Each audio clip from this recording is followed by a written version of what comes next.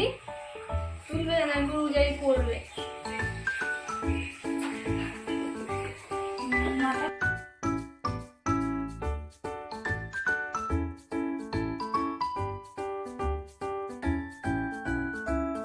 বৌমা,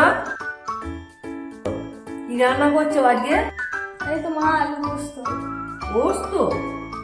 পোস্ত খেতে আমার ছেলে আমার হাতে খুব ভালোবাসে, তোমাকে করতে হবে না। তাহলে আমি করবো তাহলে। এই শোনো, আমার মায়ের হাতে কোন রান্নাটা তোমার বেশি পছন্দ হলো? মায়ের হাতে? মায়ের হাতে তো আমার সব রান্নাই পছন্দ। আচ্ছা ঠিক আছে।